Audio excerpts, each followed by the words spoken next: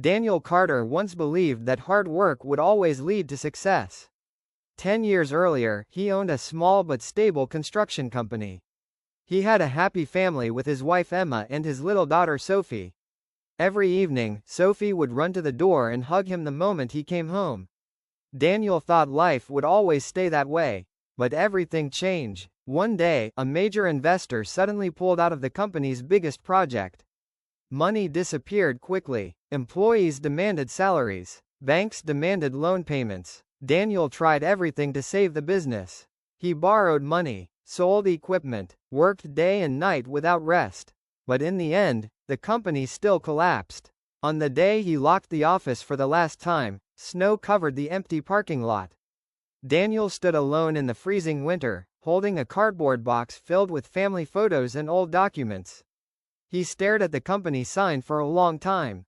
The company he had built with all his youth and effort was now gone. At that moment, Daniel felt like he had completely lost in life. After the bankruptcy, Daniel's family life slowly fell apart too. The pressure of money turned every conversation between him and Emma into arguments. The laughter inside their home disappeared. Silence replaced happiness. One night, Emma sat crying quietly at the dinner table. She looked at Daniel and whispered, "I don't recognize you anymore." Daniel lowered his head, because the truth was, he no longer recognized himself either. A few months later, Emma decided to take Sophie and move to her parents' house in another city. On the day they left, Daniel stood silently watching the front door close behind them. To him, it sounded like the ending of his entire life. After that, Daniel became like a shadow. He stopped meeting friends, stopped dreaming, stopped believing in the future. Every day became nothing more than survival. Some nights he sat alone for hours in his dark apartment, staring at old family photos. The confident and hopeful man he once was had disappeared. Only loneliness and failure remained. One cold rainy evening after work, Daniel stopped by a convenience store to buy dinner. There, he noticed an old man struggling to carry several heavy bags. Without hesitation, Daniel offered to help him. To thank him, the old man invited Daniel to his apartment for tea. The apartment was small and simple, but peaceful. Books filled the old wooden shelves. Warm yellow light made the room feel comforting.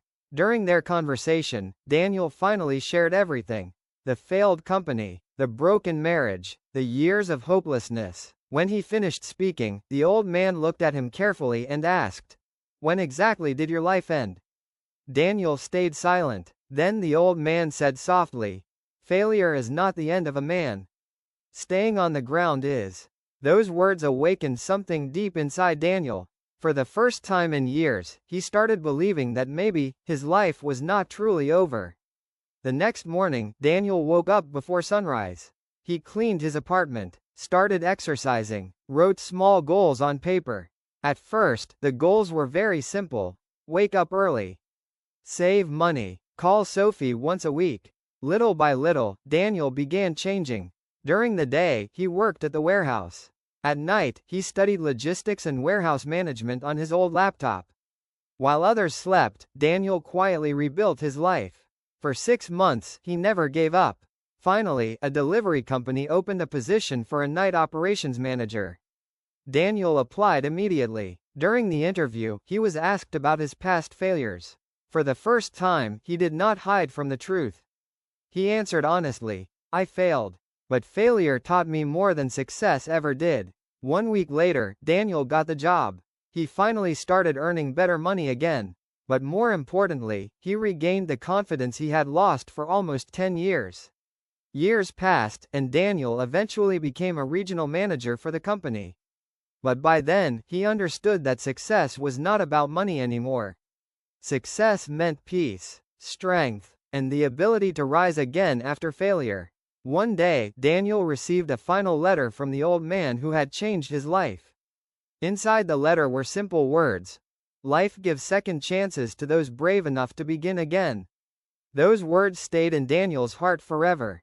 Later in life, Daniel began helping young workers who felt hopeless, just as he once had.